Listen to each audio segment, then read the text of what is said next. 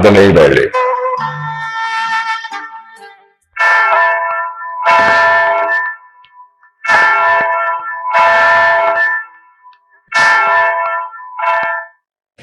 இறைமகன் இயேசு கிறிஸ்துவின் இணையற்ற நாமத்தில் இந்த ஆராதனை வேளை சிறப்பு நிகழ்ச்சிக்கு உங்கள் யாவரையும் வாழ்த்தி வரவேற்கிறோம். இயேசு கிறிஸ்துவின் இணையற்ற நாமத்தில் உங்கள் யாவருக்கும் என் அன்பின் வாழ்த்துக்கள் தெரிவிக்கிறேன். வேதத்திலிருந்து ஒரு பகுதியை வாசிக்க கேட்போம். சங்கீதம் 85:12 வசனம் முன்பகுதியை வாசிக்க. கர்த்தர் நன்மையானதை தருவார். ஜெபிப்போம். எங்கள் அன்பின் பரலோக பிதாவை நன்றியோடு துதிக்கிறோம். இந்த நேரத்தில் ஆண்டவரே சுவாமி, இந்த வசனத்தை தியானிக்கும்படியாக கர்த்தர் கொடுத்த தயவுக்கு நன்றி. பேசுகிறது நீங்கள் அல்ல, தேவாவை என சொன்னவர் எங்களோடு கூட இடைப்படுகிறார். எங்களை தகுதிப்படுத்தும் இயேசு நாமத்தில் பிதாவே, ஆமென். கர்த்தர் நன்மையானதை தருவார். அதற்கு முன்பதாக பார்ப்போம் என்று சொன்னால், உமது ஜனத்தின் அக்கிரமத்தை மன்னித்து அவர்கள் பாவத்தை எல்லாம் மூடினீர். சமீபத்துல குடும்பத்தில் நடந்த ஒரு சம்பவம் என்னன்னு சொன்னா, பெரிய பையன் வந்து ஒரு விளையாண்டு இருக்கும்போது ஒரு சின்ன தப்பு பண்ணிட்டான். உடனே அவன் பக்கத்து வீட்டுல இருக்கவங்க வந்து இந்த தப்பு அவன் தான் பண்ணான்னு சொல்லி வந்து எங்கள் வீட்டுல வந்து ஒரு பெரிய சண்டை போட்டு ஒரு பெரிய பிரச்சனையா பண்ணிட்டாங்க. என்ன மனைவி என்ன சொன்னா, என் பையன் அப்படிப்பட்ட தப்பு செய்யவே மாட்டான் அப்படின்னு சொல்லி அவன் ஒருவர் மனசவன் வர அளவுக்கு வாக்குவாதம் வளரணும். நான் சரி விட்டுருங்க, பார்த்துக்கோ, அவனை கூப்பிட்டு என்னன்னு கண்டிப்பான்னு சொல்லிட்டு நான் உள்ள வந்துட்டேன். உள்ள வந்தது என் மனைவி என்ன சொன்னா, நீ என்ன அவங்க கீழே அப்படி சண்டை போட்டுக்கிட்டாங்க, நீங்க பாட்டுக்கு இப்படி பேசாம பாருங்க, என்ன நீங்க இப்படி செய்தீங்க அப்படின்னா. நான் சொன்னேன், அந்த தப்பா அவன் செஞ்சிருக்கான் அப்படின்னு சொல்லிட்டு நான் பேசாம உள்ள வந்தேன். என்ன இப்படி சொல்றீங்க அப்படின்னு கேட்டாங்க. என்ன நீ இப்படி சொல்றீங்கன்னு. ஆமா, அவன் அந்த தப்பா அவன் தான் பண்ணியிருக்கான், அவனை தனியா கூப்பிட்டு கேளு. முதல் நாள் கேட்டப்போ இல்லையே சொல்லிட்டான். ரெண்டாவது தடவை கேட்கறப்போ ஆமா நான் தான் அதை செஞ்சேன் அப்படின்னு சொன்னான். ஏன் அப்படி செஞ்சேன் அப்படின்னா, நான் விளையாட்டுத்தனமா செஞ்சுட்டேன் அப்படின்னு சொல்லிட்டான். இதுல என்ன அப்படின்னு பாத்தீங்கன்னா, தான் புள்ள வந்து என்ன தப்பு செஞ்சாலும் அதை வந்து தப்புன்னு சொல்றதுக்கு ஒரு இருந்தாலும், ஒரு தாயார வந்து எந்த சூழல் தன் மகன் வந்து தப்பு செஞ்சாலும் அந்த தாயார் வந்து தன் பிள்ளையோட செஞ்ச தப்பை வந்து அதை வெளியே சொல்லக்கூடாது, அதனால நம்ம பிள்ளைகளுக்கு வந்து ஏதாவது அவப்பெயர் வந்துரும் அப்படின்ற ஒரு காரணத்தினால பிள்ளைகளை வந்து அப்படி காவந்துப்படுத்துறது ஒரு இயற்கை தான். அதே போல பாத்தீங்கன்னு சொன்னா, ஆண்டவராக இயேசு கிறிஸ்து என்ன செஞ்சாருன்னா, ஒரு காரியத்தை சொல்றாரு, உனக்கு நன்மையானதை தருவேன் அப்படின்னு சொல்லிட்டாரு. ஆனா அந்த நன்மையானதை தருவேன்னு சொன்ன ஆண்டவர், அதுக்கு முன்னாடி நம்ம என்ன செய்யணும் அப்படின்னு சொன்னா, சங்கீதம் 32:1-2 வசனத்தை பார்த்தோம் அப்படின்னா, எவனுடைய மீறுதல் மன்னிக்கப்பட்டதோ, எவனுடைய பாவம் மூடப்பட்டதோ அவன் பாக்கியவான். எவனுடைய அக்கிரமத்தை கர்த்தர் எண்ணாது இருக்கிறாரோ, எவனுடைய ஆவியில் கபடம் இல்லாது இருக்கிறதோ அவன் பாக்கியவன். இதுல என்ன அப்படின்னு சொன்னா, நம்ம பாவத்தை வந்து நம்முடைய பாவத்தை வந்து நம்ம ஆண்டவர்கிட்ட அறிக்கை செய்து ஆண்டவர்கிட்ட நம்ம மன்னிப்பு கேட்கணும். அதை தான் இந்த இதுல சொல்லப்படுது. இந்த காரியத்துல பாத்தீங்கன்னா, நம்ம பாவம் செஞ்ச உலகத்தை படைச்ச ஆண்டவர் வந்து நமக்கு எல்லாவற்றிலும் வந்து விடுதலை கொடுத்திருக்காரு. ஆனா அவர் எப்படிப்பட்டவர்னு சொல்லி போட்டுக்குன்னா, இதே 85வது சங்கீதம் 2வது வசனம் பார்த்தா, உமது ஜனத்தின் அக்கிரமத்தை மன்னித்து அவர்கள் பாவத்தை எல்லாம் மூடினீர், உமது உக்கிரத்தை எல்லாம் அடக்கி கொண்டு உமது கோபத்தின் எரிச்சலை விட்டு திரும்பினீர்.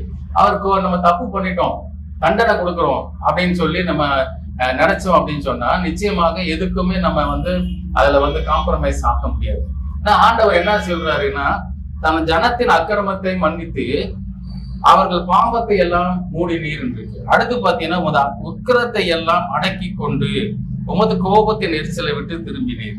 இதுல பாத்தீங்கன்னு சொன்னா, நம்ம கோபத்தை அடக்கிட்டு அவருக்கு இப்ப தப்பு பண்ணிட்டோம், நமக்கு தண்டனை கொடுக்கணும். ஆனா அந்த தண்டனை என்ன சொல்றாரு, கொடுக்காம அந்த கோபத்தை எல்லாம் அடக்கிக்கிட்டாரு. எதுக்காக சொன்னா, நமக்கு நன்மையை செய்யணும் அப்படின்ற ஒரே ஒரு காரணத்துக்காண்டி ஆண்டவர் என்ன செய்தாருன்னா, அந்த தாயார் தன்னுடைய பிள்ளையோட பாவத்தை தன்னை செய்த தவறை வந்து அதை வந்து மற்றவங்க முன்னாடி அதை சொல்லி குற்றப்படுத்தாதபடி அந்த தாயார் எப்படி வந்து அதை தன்னுடைய பிள்ளையை காப்பாற்றணும்னு நினைச்சாலும், அதே போல ஆண்டவரும் நம்முடைய பிள்ளைகளோட குற்றத்தை வந்து என்ன நினைக்கிறாரு, அதை பெருசுப்படுத்தக்கூடாது, அதை என்ன செய்யணும், மன்னிக்கணும். அதே நேரத்துல இந்த பாவத்தை மூடி போட்டுறாரு. பாவத்தை மூடி போட்டாரு. அந்த அக்கிரமத்தை வந்து அவர் என்ன அதுக்கப்புறம் என்னன்னு பாத்தீங்கன்னா, அவருக்கு கோபம் வருது, அந்த கோபத்தை எல்லாம் அடக்கிக்கிட்டாராம். அடக்கிக்கிட்டு என்ன செய்யறாரு, அந்த எரிச்சலையும் அது எல்லாத்தையும் வந்து வெளியே காட்டிக்காம இருக்காரு. அப்போ ஆண்டவர் வந்து என்ன நமக்கு என்ன சொல்ல சித்தமா இருக்காருன்னா, நம்முடைய பாவங்களை எல்லாத்தையும் நம்ம அறிக்கை பண்ணிட்டோம் அப்படின்னு சொன்னா, நிச்சயமாக நமக்கு ஒரு விடுதலை தரார். அந்த பாவத்தை எல்லாம் கிழக்குக்கு மேற்கும் எவ்வளவு தூரமோ அவ்வளவு தூரமாய் நம்ம பாவங்களை நம்மை விட்டு விலக்கினார்னு சொல்லி இருக்குது. இந்த சங்கீதக்காரன் சொல்றான், இந்த பாவத்தை எல்லாம் ஆண்டவர் என்ன மன்னிச்சாரு. மன்னிச்சதோடு இல்லாம அவர் என்ன செய்யறாராம், கடைசியில கர்த்தர் நன்மையானதை தருவார். அந்த பாவத்திற்கு எல்லாம் பரிகாரமா நமக்கு நிச்சயம் தண்டனை கொடுத்தா அந்த தண்டனைக்கு இருந்தா நமக்கு நல்லது கிடைக்காது. ஆனா ஆண்டவர் என்ன சொல்றாருன்னா, உனக்கு நன்மையானதை தருவேன்னு சொல்றாரு. நன்மையானதை தருவேன்ற அது எப்படிப்பட்ட நன்மை அப்படின்னு சொன்னா, அந்த நன்மை நிச்சயமாக நம்முடைய வாழ்க்கையில நமக்கு பிரயோஜனமா இருக்கணும். அது சந்தோஷத்தை சமாதானத்தை கொடுக்கறதா இருக்கணும். நம்முடைய தேவைகளை சந்திக்கிறதா இருக்கணும். ஆகையினால நம்ம எதிர்பார்க்கறதுக்கு ஒரு காரியம், இந்த காரியம் நமக்கு நல்லதா முடிஞ்சா நல்லது, இந்த இடம் சீக்கிரம் முடிஞ்சா நல்லது, இந்த வீடு கட்டினா நல்லது, இந்த கடன் பிரச்சனைல இருந்து நம்ம மீண்டா நல்லது, இந்த வியாதியில இருந்து நமக்கு விடுதலை கிடைச்சா நல்லதுன்னு சொல்லி நமக்கு நன்மையானது எதை நினைக்கிறோமோ அந்த நன்மையை ஆண்டவர் தரேன்னு சொல்றாரு. ஆசீர்வாதங்கள் என்று சொன்னாலே அந்த ஆசீர்வாதத்துக்கு முன்பதாகவே ஆண்டவர் ஒரு கண்டிப்பா வைக்கிறாரு. என்ன அப்படின்னு சொன்னா, ஏதாவது ஒரு காரியத்தை செய்யணும்னு சொன்னா அந்த ஆசீர்வாதத்துக்கு முன்பதாக நாம் நம்ம சரி பண்ணுவதற்காக ஒரு சில காரியங்களை ஆண்டவர் உணர்த்துறாரு. அப்படிதான் நம்மளோட பாவத்தை நம்ம உணர்ந்தோம் அப்படின்னு சொன்னா நிச்சயமா நம்மளுடைய வாழ்க்கையில ஆசீர்வாதங்கள் தடையில்லாதபடி நிச்சயமாக வரும்.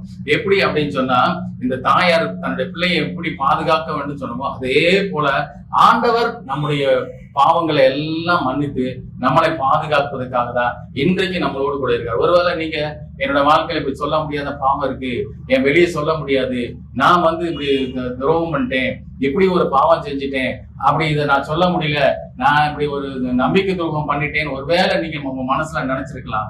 ஐயோ, என் பெற்றோருக்கு தெரியாம அந்த தப்பை பண்ணிட்டேன், என் கணவருக்கு தெரியாம இந்த தப்பை பண்ணிட்டேன், இந்த மனைவிக்கு தெரியாம இந்த தப்பை பண்ணிட்டேன், என் பிள்ளைகளுக்கு தெரியாம இப்படி ஒரு காரியத்தை செஞ்சுட்டேன் அப்படின்னு சொல்லி நம்ம நினைக்கலாம். ஆனா அப்படிப்பட்ட காரியத்தையும் ஆண்டவர் என்ன செய்யறாரு, அவர் மன்னிச்சு என்ன சொல்றாரா, நமக்கு ஆசீர்வதிக்கின்றார். ஒருவேளை நீங்க அப்படிப்பட்ட சூழ்நிலை இருந்தாலும் நீங்க ஆண்டவர்கிட்ட கேளுங்க, இந்த ஏசாமியை கேளுங்க, ஆண்டவரே எனக்கு இது விடுதலை கொடுங்க, எனக்கு இந்த மன்னிப்பை கொடுத்து உங்களுடைய ஆசீர்வாதத்தை எனக்கு கொடுங்க, அந்த ஆசீர்வாதத்தை நான் சுதந்திரிக்கணும், அப்படிப்பட்ட ஒரு கிருபையை தாங்கன்னு சொல்லி கேட்போம்னு சொன்னா நிச்சயமாக தருவார். ஜெபிப்போமா. எங்களை அன்பின் பரலோக பிதாவே நன்றியோடு துதிக்கிறோம் சுவாமி. இந்த வேலையில கூட ராஜா, ஆண்டவரே நீர் நான் கர்த்தர் நன்மையானதை தருவாருன்னு சொன்ன அந்த வசனத்தின்படி அந்த விசுவாசத்தை நாங்கள் அறிக்கை செய்கிறோம். அந்த விசுவாசத்தை அறிக்கை செய்கிறது மட்டுமல்ல, அதை நாங்கள் சுதந்திரிக்க எங்களுக்கு கிருபை தாங்க சுவாமி. எங்கள் சூழ்நிலை எல்லாம் கர்த்தர் நிரங்கி ஆண்டவரே இயேசுவே நீர் மெய்யான தெய்வம் என்பதை நாங்கள் அறிக்கை செய்கிறோம். எங்களுக்கு விடுதலை கொடுங்க, எல்லாவற்றிலிருந்து எங்களுக்கு விடுதலை கொடுங்க, எங்களை மன்னிப்பை கொடுங்க, ஆசீர்வாதங்களை எடுத்து பயன்படுத்துங்க. இயேசு மூலம் ஜெபங்களை நல்லா பரவாக்குகிறாங்க. ஆமென்.